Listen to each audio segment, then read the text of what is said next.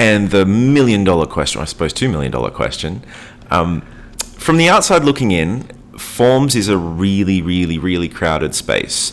And there are a lot of options out there that are free, and it's really difficult to compete with free. So what is your secret sauce? What's the unique insight that you guys had? How have you guys been able to make it work? Because we're bootstrapped, right? So we're a small team, as you mentioned. We don't have any investors on board. So we knew we had to do something different from the beginning to differentiate ourselves. And we experienced by ourselves that the existing form builders didn't really cut it for us. And I would define them. I mean, this is a bit short-sighted maybe, but in two big groups you have Google Forms. It's free. It's actually pretty powerful, but it just doesn't look great, or at least that's what we thought. You cannot really, design or just look and feel to make it fit your brand. So that's the one part. And then on the other part, you have players like a Typeform, right? The forms look really amazing. We've always been inspired by Typeform as well. But it gets really expensive, especially when you're just starting out. And that's something we also experienced. We wanted to make a Typeform for a previous business.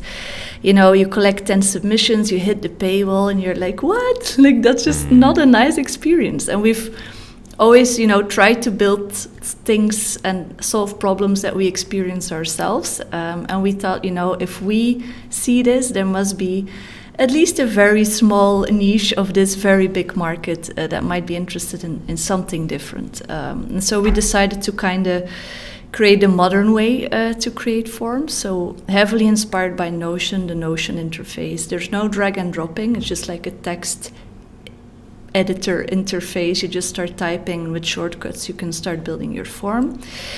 And then we went all out for no volume-based pricing. So basically offering unlimited forms and submissions for free, which, a lot of people would declare us crazy for that choice. But we kind of had to do this because we didn't have any marketing budget. And the free forms are what keeps us growing. So it's really product-led growth.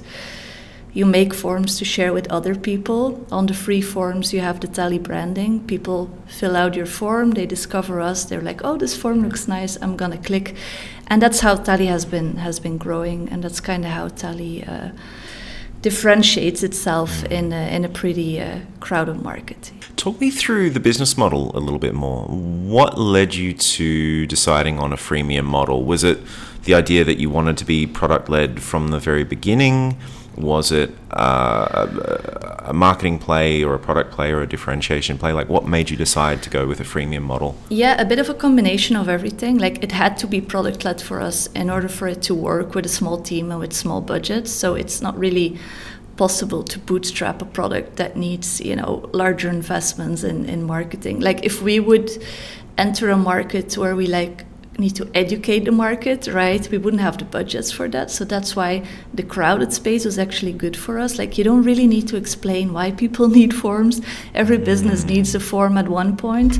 They just need to pick the one that they, want to use, that they like the most, or that is the most affordable. So that's kind of what we tap into. And basically from our free users, so we have close to 800,000 users worldwide right now. By now, it's around 2% converts to Tally Pro. And Tally Pro just offers additional features. So basically, you want to remove that branding, what helps us grow. You can do that with Tally Pro. You have more customization features. You have custom domains where you can host your forms on, team collaboration, everything that are kind of no-brainers when you work in a team, when you're a startup. And it's priced at $29 a month, which is also basically the most affordable option that we could find at the time. So we just looked at the cheapest plan from any competitor and went for that pricing point. And that's as far as our research went. And it's still the same price. Hey, it's Ryan here. If you liked that video, please click the like and subscribe button somewhere down there and check out the full interview right over here. Go on, click it. You know you want to.